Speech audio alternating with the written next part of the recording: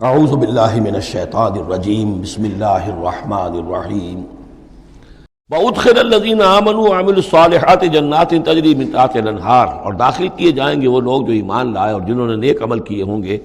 باغات میں جن کے نیچے ندیاں بہتی ہوں گی، خالدین فیہا، وہ اس میں رہیں گے ہمیشہ ہمیش، بِإِذْنِ رَبِّهِمْ، اپنے رب کے حکم سے، تحیتہم فیہا سلام، ان کی گریٹنگز ہوں گی، ایک دوسرے کو دعائیں دینی ہوں گی سلام کی شکل میں۔ الم تر کیف ضرب اللہ مثلا کلمۃ طیبۃ کشجرۃ طیبۃ اصلھا ثابت وفرعھا فی السماء، کیا تم نے غور نہیں کیا اللہ تعالیٰ نے کیسی مثال بیان کی ہے کلمہ طیبہ کی۔ کلمہ طیبہ سے عام طور پر تو مراد یہی لا الہ الا اللہ محمد رسول اللہ، یہ کلمہ ہے، اس میں کوئی شک نہیں، افضل الذکر لا الہ الا اللہ، لیکن یہ کہ کلمہ طیب سے مراد ہر اچھی بات، پاک بات، خیر کی بات، عمدہ بات، جو بھی کلام طیب ہے، جو بھی حق کی بات ہے، جو بھی بھلائی کی دعوت ہے، اس کی مثال ہے ایک ایسے شجرہ طیبہ کی، ایک ایسے درخت کی، ایک بہت عمدہ درخت ہے، پھلدار درخت ہے، اصلھا ثابت، اس کی جڑ جو ہے زمین میں جمی ہوئی ہے، وفرعھا فی السماء، اور اس کی شاخیں جو ہیں، اس کی ٹہنیاں آسمانوں سے باتیں کر رہی ہیں، بلند ہیں، تؤتی اکلھا کل حین باذن ربھا،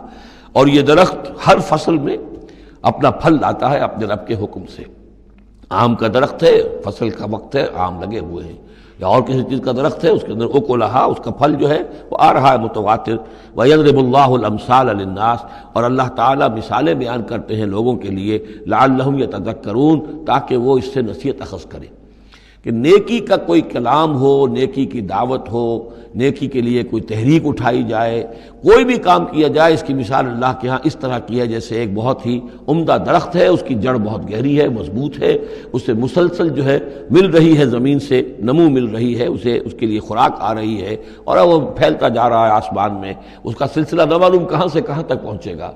آپ نے خیر کی دعوت دی، کچھ لوگوں نے قبول کیا، ان کے ذریعے سے وہ بات اور کہاں تک پہنچے گی، ان سے آگے وہ اور کہاں تک پہنچے گی، جہاں تک،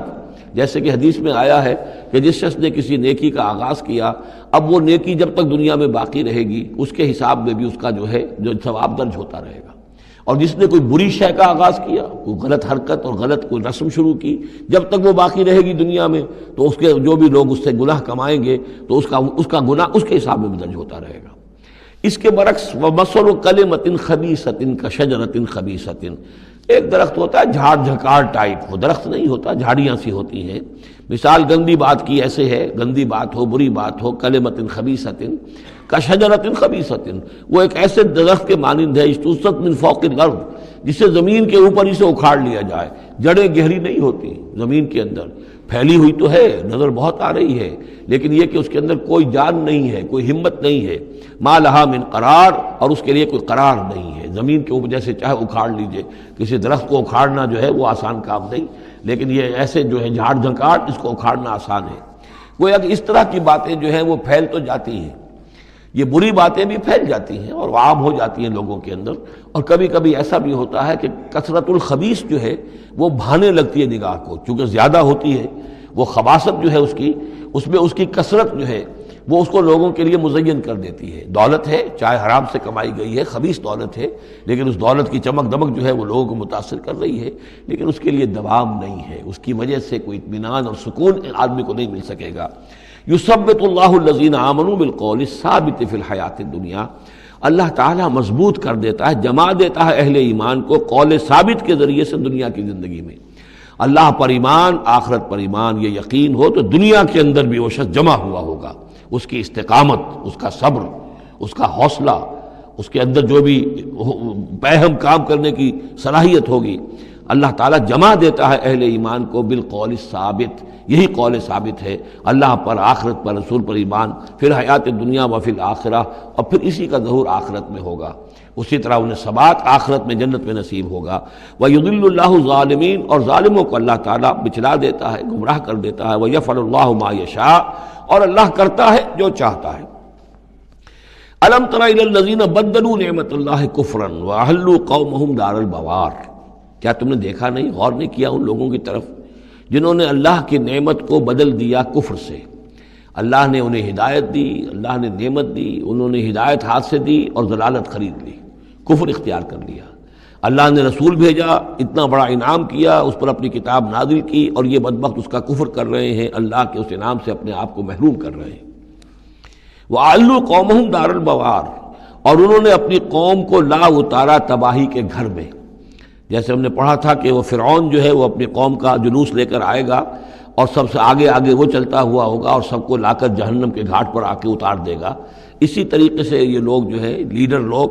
وہ غلط راستوں پر چلتے ہیں اور اپنے اپنے عوام کو، اپنے متبعین کو وہ لے جا کر جو ہے وہ ہلاکت کے گھر پہ جا اتارتے ہیں۔ جہنم، وہ دار البوار، جو تباہی کا گھر کیا ہے؟ جہنم ہے۔ یصلونھا، جس میں وہ داخل ہوں گے، وبئس القرار، اور وہ بہت ہی بری جگہ ہے جائے قرار ہونے کے اعتبار سے۔ وَجَعَلُوا لِلَّهِ أَندَادًا لِيُضِلُّوا عَن سَبِيلِهِ، اور انہوں نے اللہ کے مد مقابل ٹھہرا دیے ہیں تاکہ وہ گمراہ کریں انہیں اللہ کے راستے سے۔ یعنی یہ جو ند کا لفظ ہے اندادا، یہ سورہ بقرہ کے 30 رکوع میں بھی آیا تھا، وَلَا تَجْعَلُوا لِلَّهِ أَندَادًا وَأَنْتُمْ تَعْلَمُونَ، تو ند کہتے ہیں مد مقابل کو، اور اس میں اس حد تک باریک بھی نہیں ہے کہ حضور نے فرمایا صلی اللہ علیہ وسلم، ایک صاحب نے ایسے ہی اپنی بغیر، یعنی یہ نہیں تھا کہ انہوں نے جان بوجھ کر حضور کو برابر کرنا چاہا اللہ کے، لیکن ایک محاورے کے انداز میں کہہ دیا ما شاء اللہ و ما شئت، جو اللہ چاہے اور آپ چاہیں۔ آپ نے فرمایا جعلتنی للہ ندا، کیا تم نے مجھے اللہ کا مد مقابل بنا دیا ہے؟ مشیت صرف اسی کی ہے۔ ہاں، اس کی مشیت کے تحت کوئی میری خواہش پوری کر دے اللہ تعالیٰ، لیکن اس کی مشیت سے ہوگا، اذن اس کا ہے، کسی اور کا اختیار نہیں ہے۔ تو جن لوگوں نے اللہ کے لیے انداد مقرر کر دیے ہیں، ضد اور ند مد مقابل، لیضلوا عن سبیلہ، تاکہ بہکائیں لوگوں کو اس کے راستے سے، یہ جھوٹے معبودوں کا انہوں نے ڈھونگ رچایا ہے تاکہ اللہ کی بندگی سے ان کو بچلا سکیں۔ قل تمتعوا، کہیے اچھا رہ لو، بس لو، ساز و سامان سے فائدہ اٹھا لو، دنیا کی زندگی میں جو مزے اڑانے ہیں اڑا لو، فإن مصیرکم الی النار، پھر تمہارا جو ہے لوٹنا وہ تو آگ ہی کی طرف ہے، جانا ہے تمہیں آگ کے اندر۔ قل لعباد الذین آمنوا یقیموا الصلاۃ، کہیے میرے ان بندوں سے، اب دیکھیے یہاں نوٹ کیجئے، قل لعباد الذین آمنوا، یا ایھا الذین آمنوا نہیں آیا، براہ راست خطاب مکی صورتوں میں میں نے کہا ہے شاذ، سورہ حج میں ایک جگہ ہے، لیکن یہ کہ اس کے بارے میں چونکہ اختلاف ہے کہ وہ سورت مکی ہے کہ مدنی ہے، وہ علیحدہ ہے، اس پر جب ہم غور کریں گے۔ پورے مکی قرآن میں یا ایھا الذین آمنوا اصطلاحاً یہ خطاب نہیں ملے گا،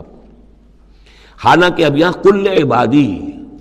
اے نبی کہہ دیجئے میرے بندوں سے جو ایمان لائے، یا ایھا الذین آمنوا کے بجائے۔ اب یہ کہ اس میں اللہ تعالیٰ کی کیا حکمت ہے، جو بات میری سمجھ میں آئی تھی وہ میں نے آپ کو بتا دی تھی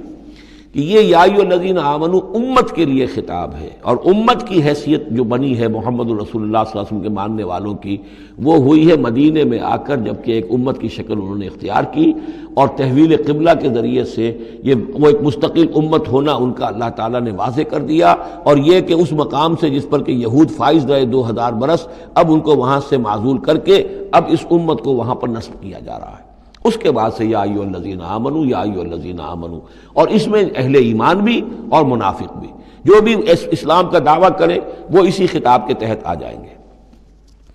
قل لعباد الذین آمنوا، اے نبی کہہ دیجئے میرے ان بندوں سے جو ایمان لائے ہیں، یقیموا الصلاۃ، وہ نماز قائم رکھیں، وینفقوا مما رزقناہم، اور جو کچھ ہم نے انہیں دیا ہے اس میں سے خرچ کرتے رہیں، سرا وعلانیۃ، کھلے بھی اور چھپے بھی، اعلانیہ بھی اور مخفی طور پر بھی، من قبل ان یاتی یوم، اس سے پہلے کہ وہ دن آ جائے، لا بیع فیہ ولا خلال، کہ جس میں نہ کوئی بیع ہوگی، نہ کوئی لین دین سودا خرید و فروخت ہوگی، اور نہ کوئی دوستی کام آئے گی۔